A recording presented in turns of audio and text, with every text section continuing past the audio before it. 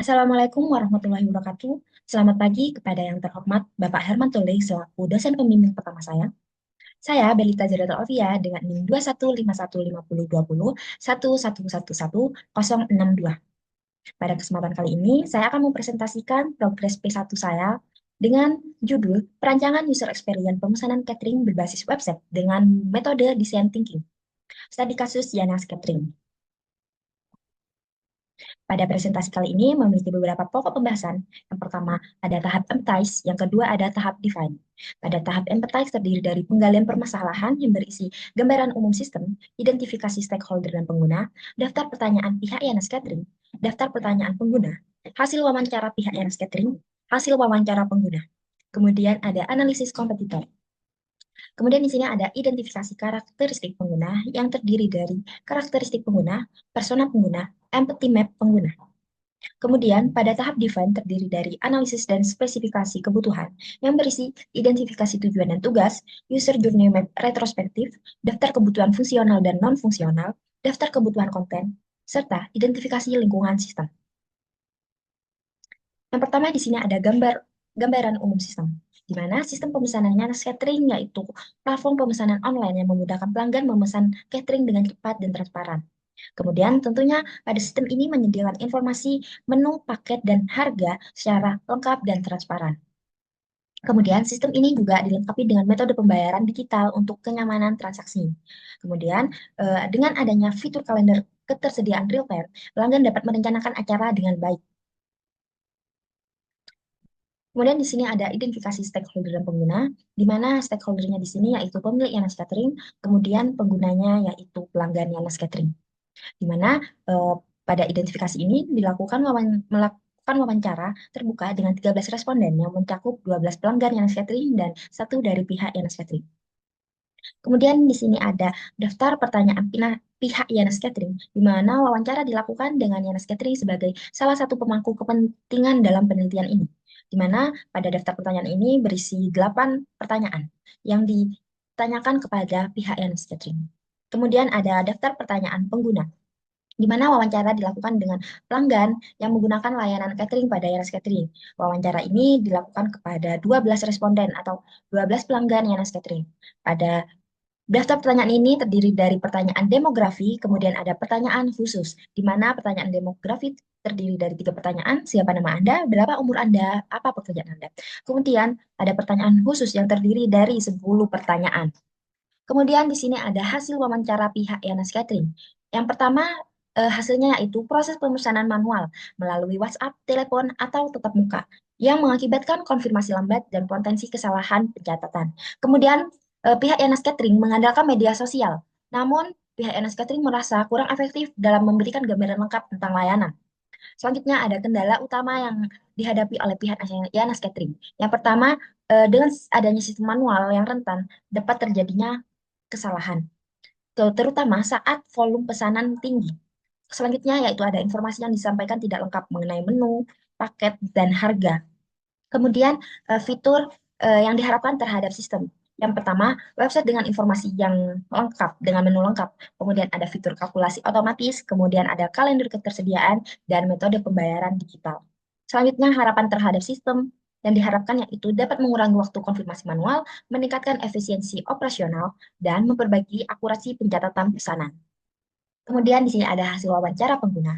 Yang pertama, pelanggan mengetahui Yanas Catering melalui rekomendasi teman dan media sosial. Kemudian, pelanggan pada umumnya menggunakan layanan Yanas Catering ini untuk acara keluarga seperti acara ulang tahun, acara pernikahan, acara kantor seperti acara rapat dan seminar. Dan yang terakhir ada acara rutin seperti arisan dan pengajian. Kemudian, pelanggan memesan melalui WhatsApp atau langsung datang, apalagi jika pesanan dalam jumlah besar. Kemudian kendala yang dihadapi oleh pelanggan saat pemesanan yaitu proses konfirmasi manual yang memakan waktu dan sering menimbulkan kebingungan.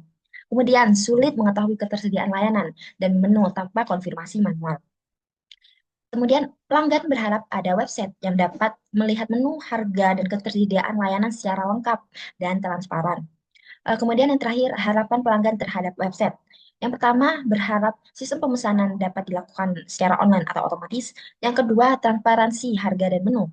Yang ketiga, kalkulasi otomatis jumlah pesan. kemudian fitur kalender real time, kemudian pembayaran online atau digital, yang terakhir yaitu pengaturan tanggal dan metode pengiriman.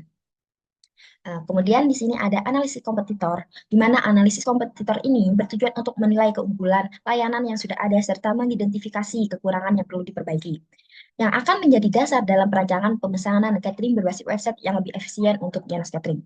Di sini ada beberapa kompetitor. Yang pertama ada Sarasa Catering, yang kedua ada Nasi Box ID, yang ketiga ada Mulia Catering.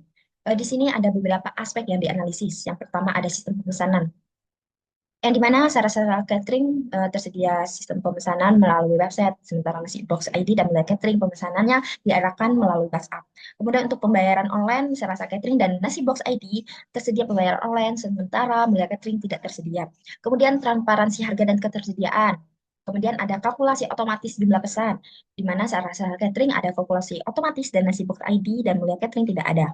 Kemudian ada fitur kalender real time, di mana pada ketiga kompetitor tidak tersedia fitur kalender real time. Selanjutnya ada atur tanggal dan metode pengiriman. Pada Sarasa Catering tersedia, namun pada Nasi Box ID dan Mula Catering tidak tersedia. Selanjutnya yaitu ada karakteristik pengguna. Berdasarkan hasil wawancara dengan 12 responden pelanggan Yanas Catering, diperoleh gambaran karakteristik pengguna atau pelanggan yang menggunakan layanan pemesanan catering. Yang pertama, pelanggan yang membutuhkan layanan catering untuk acara keluarga, perusahaan, atau acara khusus dengan mengutamakan efisien waktu dan kemudahan pemesanan.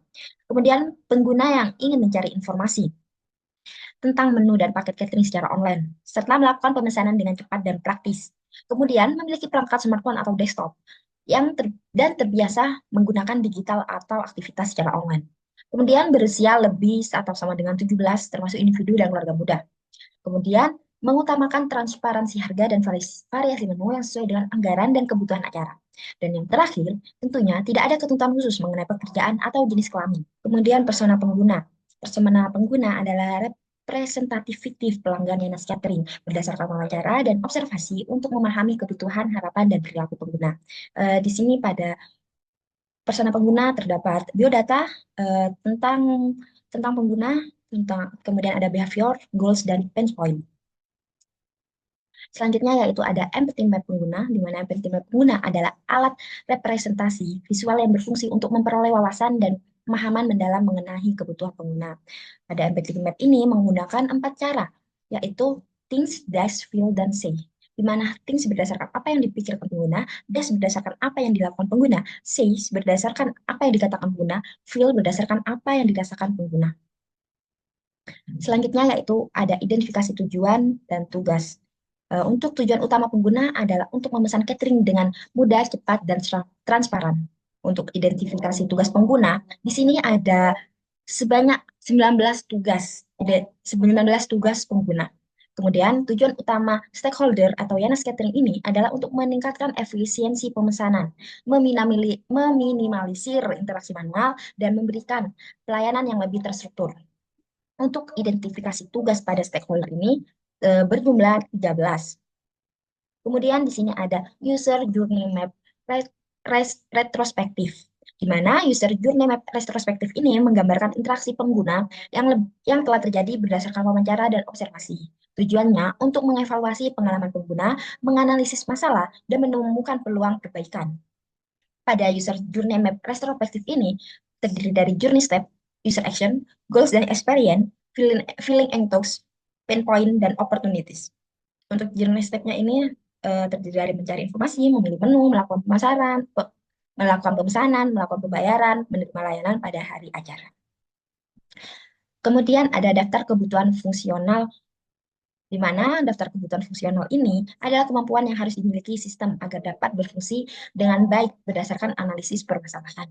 Untuk daftar kebutuhan fungsional pengguna ini terdiri dari 18.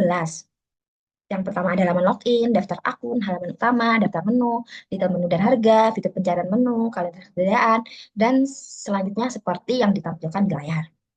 Kemudian ada daftar kebutuhan fungsional stakeholder atau pihak Yanas Catering, itu terdiri dari 7, yang dimana ada login, pengelolaan daftar menu dan paket, penerimaan pesanan, status pesanan, notifikasi, laporan penjualan, dan feedback pelanggan.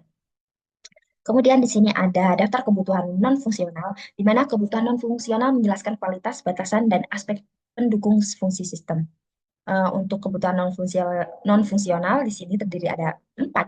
Yang pertama ada antarmuka intuitif dan ramah pengguna, kemudian aksesibilitas tinggi, kemudian antarmuka mudah dipahami dan digunakan, kemudian kemudahan pemeliharaan dan pembaruan. Kemudian di sini ada daftar kebutuhan konten pengguna.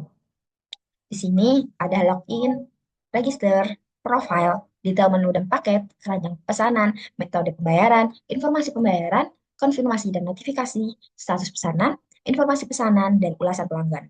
Untuk daftar kebutuhan pengguna terdapat 11 konten.